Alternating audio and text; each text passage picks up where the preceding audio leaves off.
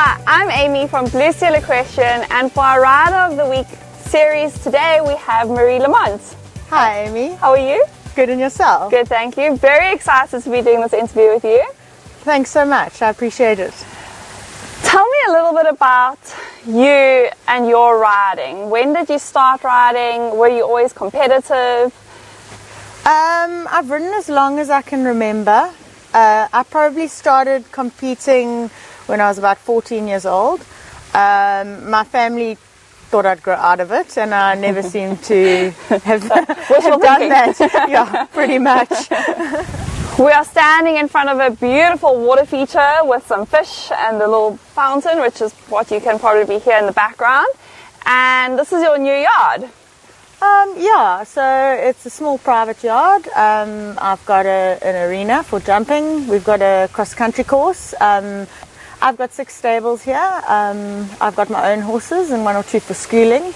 And yeah, we have this lovely pond full of fish, and yeah, it's a really beautiful environment. You said you have 6 stables, so are they full with 6 of your horses? You've known me for long enough to know that they are full with 6 horses. Not all of them are mine. We have Savannah, she's retired, and then Sunny, that belongs to Ashley Shevitz. I have my 2 competition horses, Blue Steel Equestrian Font Enkus Boy.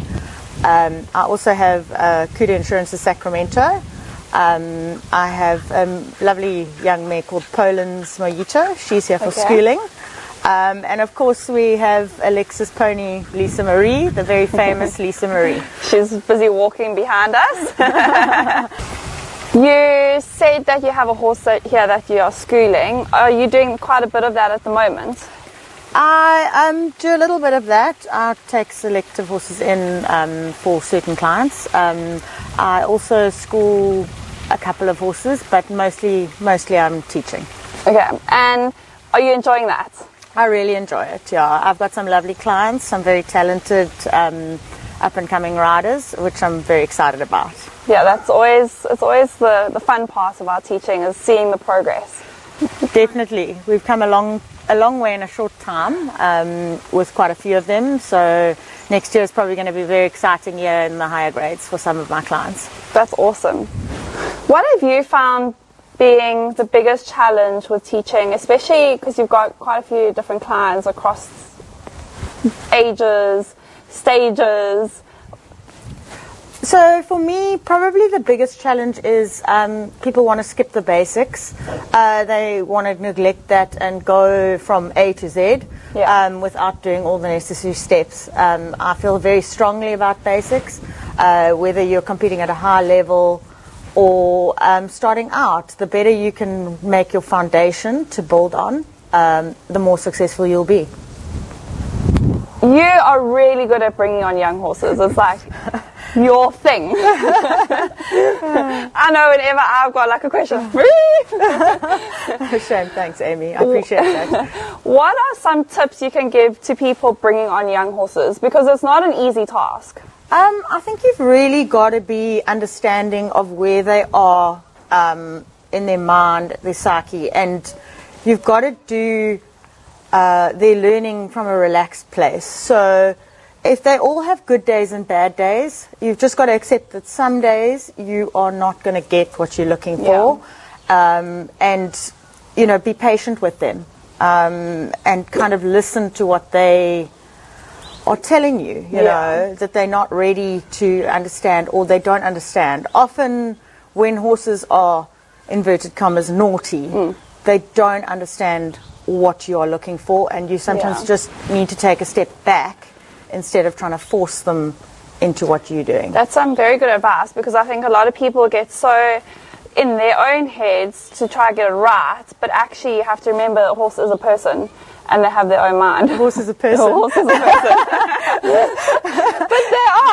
But they are similar to people in that they all have their own level of understanding, and sometimes, you know, taking a step back is not a bad thing, and letting the horse just wait until the penny drops with that horse. They understand what you're looking for, and keeping it very, very simple until they understand and getting them to work with you. Yeah, that's also a big key, is to work with them and them to work with you.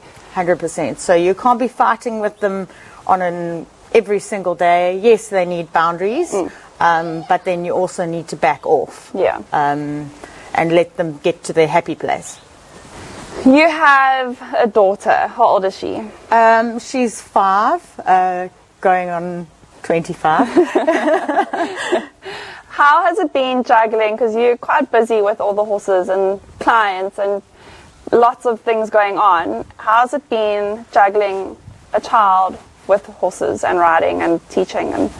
And you learn to manage your time really well. It's not always easy, but we do need to try and look for balance in our lives. Yeah. I do try and include her in the horses. She has, as she's got bigger, she has become more and more interested. Okay. I try not to push her. okay. But yeah, we do things away from the horses and then things with the horses. Okay. So it's a nice, good balance. Well, you got to keep trying. That's the best you can do. My husband's really supportive. He helps with her at shows. You can't always take them to the show in bad weather or vice versa. And sometimes it's a long day. And also it's quite hard to keep an eye on little kitty running around while you're riding and teaching. And 100%. A young horse or a couple of young horses and a 5-year-old don't always go together so well. That said, my horses tend to end up being quite bomb-proof with the bikes going up and down and the dogs and the kids jumping up the bush. Yeah. So, yeah, it's good for the horses too. And when she gets a bit older and she does get a bit more interested, will you be taking her to shows? Is that a dream of yours, or is it just if she's interested and she's keen, that's what we're going to do? I think riding is something that you really have to want to do yourself. I obviously would love her to ride. If she doesn't and it's not her thing, I always say to parents, you know, you will sort of know the first time they fall off if they want to get back on. Yeah. It's something you really need to want to do. So I think if she asks to go to the show, she can go to the show. If she is not keen and would rather do ice skating, I've got to respect that. What is your favorite jumping exercise? So I train a lot of bounces. I pull them in, pull them out, teaching the horses to push, shorten. I keep it very simple, some shortening lines. Just keep the basics strong. The horses must wait, push, and shorten and lengthen. So a lot of repetition. Yes, a lot of repetition, the same thing. Over and over again. What is your favorite Blue Steel product? So I obviously really like the Blue Steel outdoor rugs with the neck. They last 100 years. Yeah. I think my horses are still wearing some of the first ones I ever bought. There's so many products. I've got a really stunning Esport jacket I bought from you guys. Yeah, they are divine. It's really amazing and affordable. So there's so much. I could just shop all day in your shop. That's what we like to hear. You have 2 competition horses. What are your plans with them? So yes, I do. I've got 2 lovely horses. So the first one is Kuda Insurance's Sacramento. He, before the last lockdown, had just started jumping the 120 classes. He's a 6-year-old now, so I'm very excited. So next year, hopefully, he'll jump in the 130 classes. Okay. He is a grey Tabiano Warmblood. He's gorgeous. With lots of personality. He did try to eat the camera just now. Unfortunately, he was not caught on camera. He thinks everybody comes to see him, and the world revolves around him. And then I have a lovely chestnut horse sponsored by Blue Steel. So he is Blue Steel Equestrian Font Enker's boy. He's by Aldo. I'm really excited about him.